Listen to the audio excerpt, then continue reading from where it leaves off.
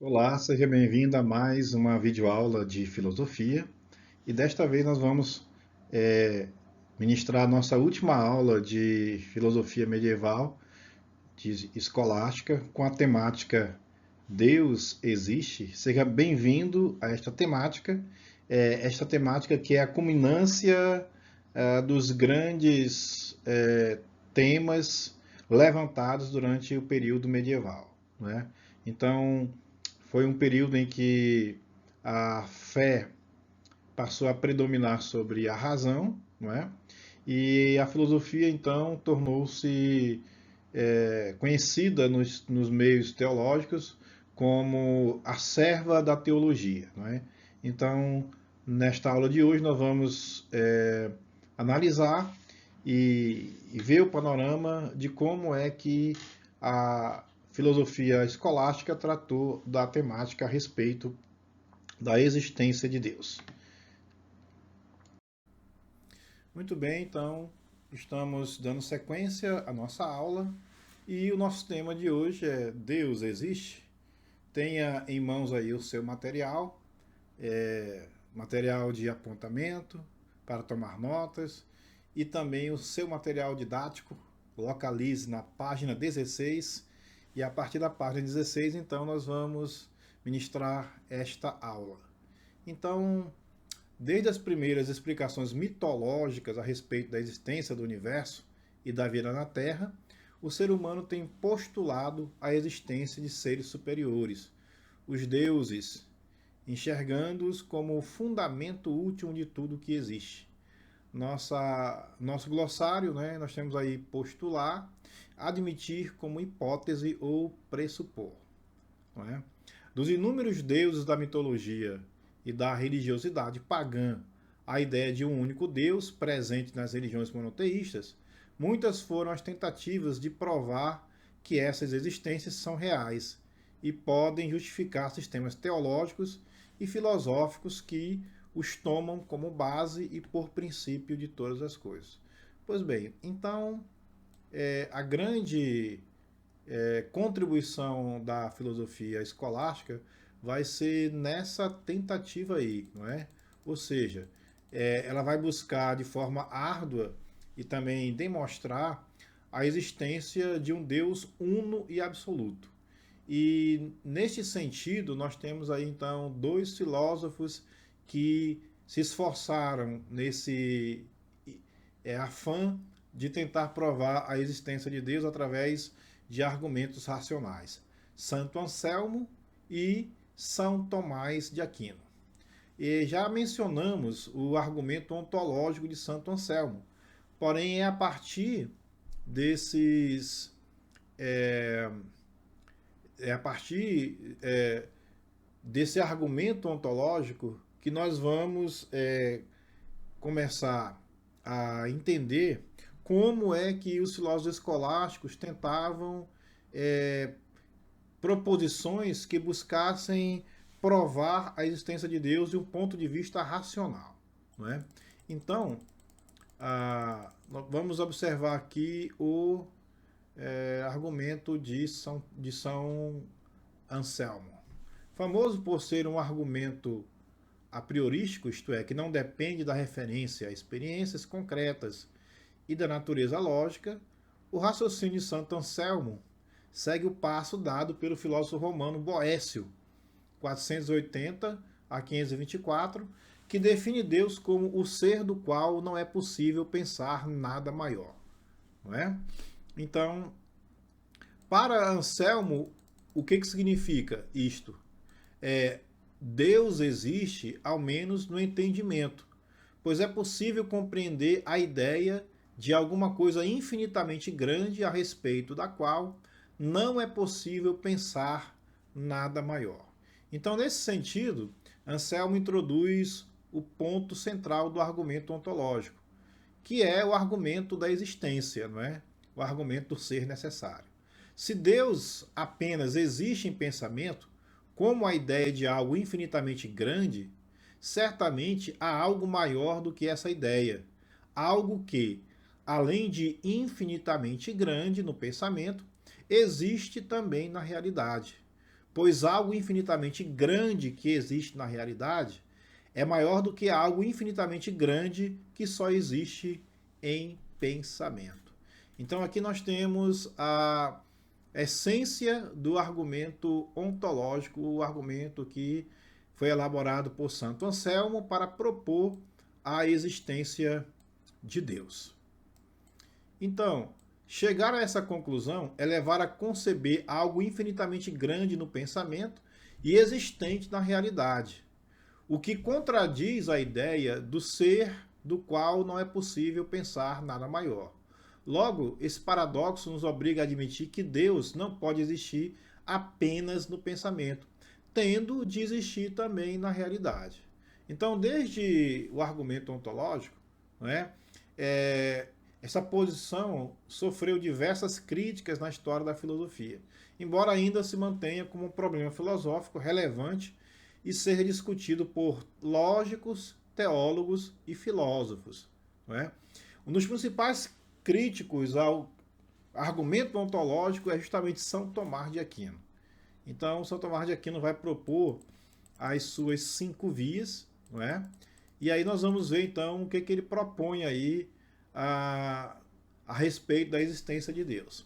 Então, lembremos que Tomás de Aquino se tornou muito famoso por sintetizar o pensamento aristotélico com o pensamento cristão.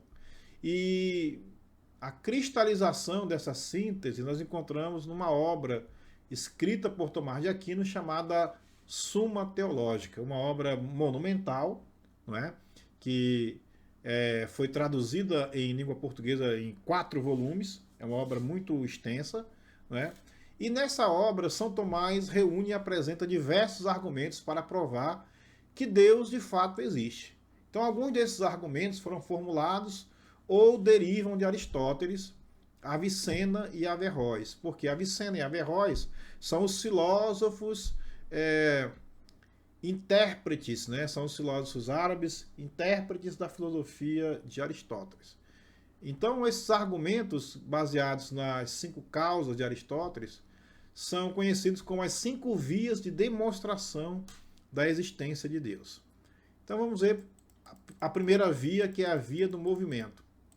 Só se pode explicar a ocorrência do movimento porque existe algo imóvel, o chamado primeiro motor, que dá partida ao movimento. A via da causa primeira, não é? Só se pode explicar a cadeia de causas eficientes observadas na natureza pela existência de uma causa primeira. A via da existência necessária. Só se pode explicar a existência de seres contingentes observados no mundo por meio da existência de seres necessários, isto é, não contingentes. A via da perfeição. Só se pode explicar a gradação de valor das coisas do mundo com base na ideia de um valor absoluto ou da ideia de perfeição, que no caso aí é Deus, não é? Valor ou via da causa final. Só se pode explicar a sucessão ordenada dos eventos do mundo se fundamentada na ideia de causa final, isto é, pela ideia de um ser que determina a direção para a qual todas as coisas caminham. Então, essa foi a maneira como São Tomás de Aquino aproximou a filosofia aristotélica com a teologia medieval. E ele então fez aquilo que nós chamamos de útil ao agradável. Ele pegou a filosofia aristotélica e reinterpretou essa filosofia à luz da teologia e dos dogmas cristãos. Então, todas essas vias demonstram, de acordo com São Tomás de Aquino, a existência de um ser que é o primeiro motor. Ou seja, como primeiro motor, esse ser é a causa primeira, é necessário e também é perfeito. E também ele é a causa final de tudo que existe, não é? Deus. Muito bem.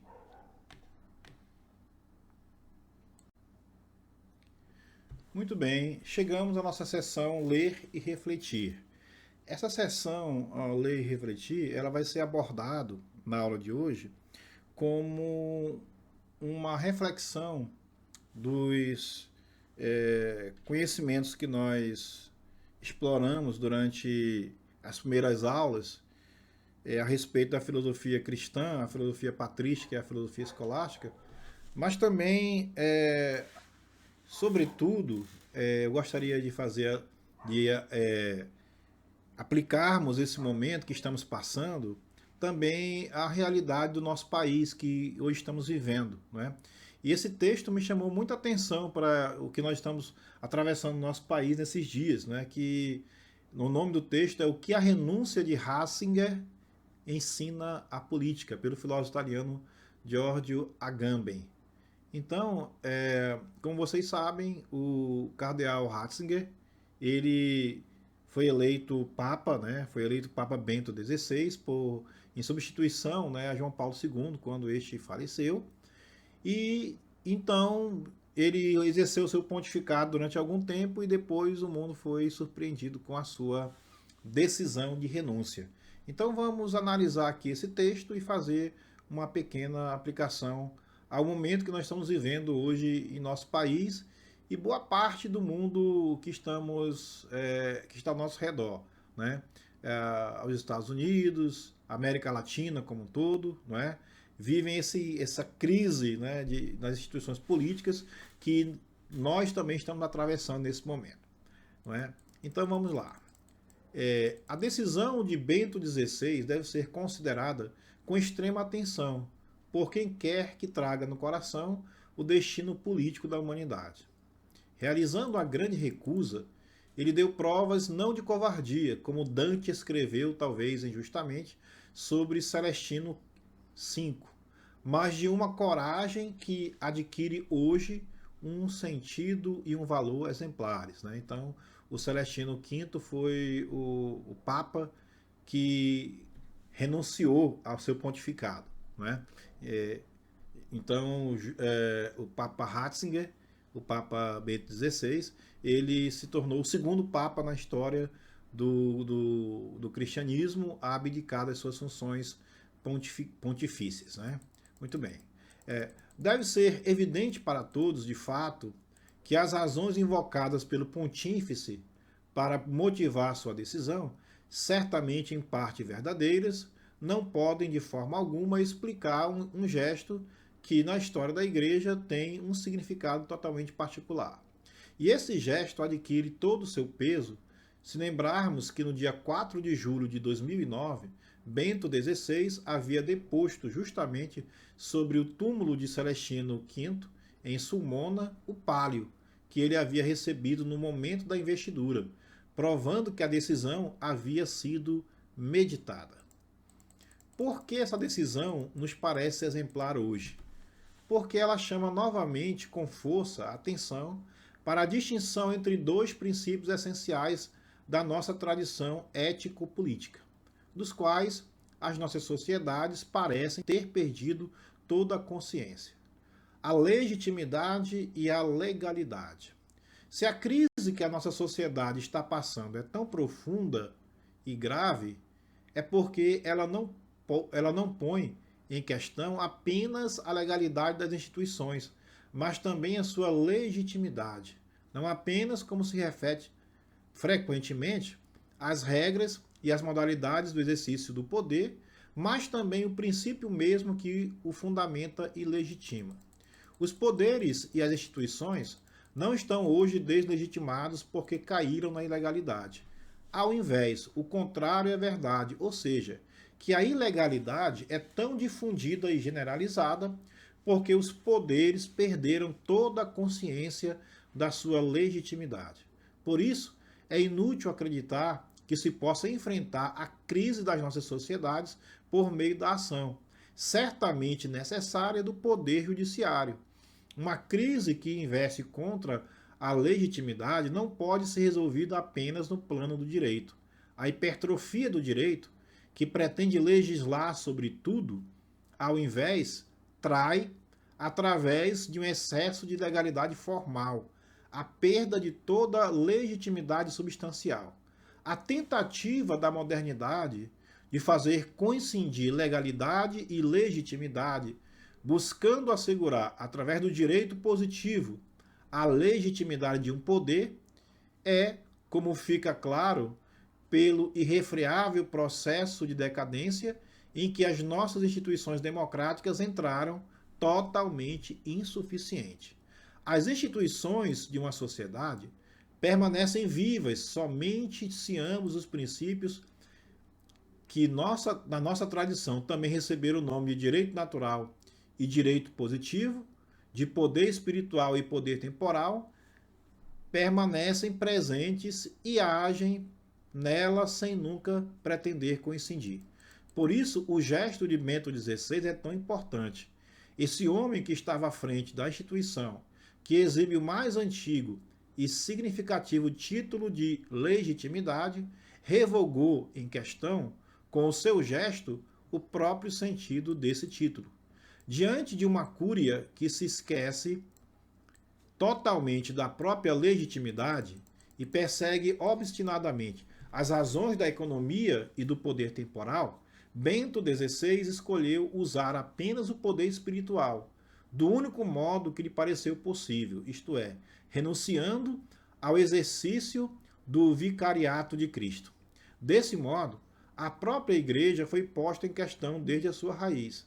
Não sabemos se a Igreja será capaz de tirar proveito dessa lição, mas certamente seria importante que os poderes laicos aproveitassem a oportunidade para se interrogarem novamente sobre a sua própria legitimidade. E é isso que nós estamos atravessando nesse momento da história do Brasil, né? Um momento em que tenta-se ganhar tudo numa instituição que não deveria ser usada para fins políticos, né? Que é a nossa Suprema Corte, o nosso Supremo Tribunal Federal, não é? E então, eu quero chamar aqui a atenção de vocês nesse sentido, para que, através da leitura desse texto, nós possamos questionar a nossa atual sociedade que nós estamos vivendo, onde a nossa Suprema Corte tem tomado decisões polêmicas, não é? Que são decisões que são tomadas em nome da defesa da democracia, porém são medidas, né, que são muitas das vezes esdrúxulas, né, e que fogem à ordem jurídica estabelecida, como é o caso, por exemplo, do inquérito das fake news, onde o Supremo Tribunal Federal age como acusador, não é? E também como investigador, uma função que não é prerrogativa do judiciário, não é? Então, estamos vivendo esses dias aí, e esse texto do filósofo Giorgio Agamben é uma oportunidade para nós questionarmos esse momento no qual nós estamos atravessando. Bom, a nossa aula chegou ao nosso final. Um abraço a vocês, deixem seu comentário na página do nosso Google Classroom, né? Onde nós iremos tirar as dúvidas que forem levantadas, e até a nossa próxima aula.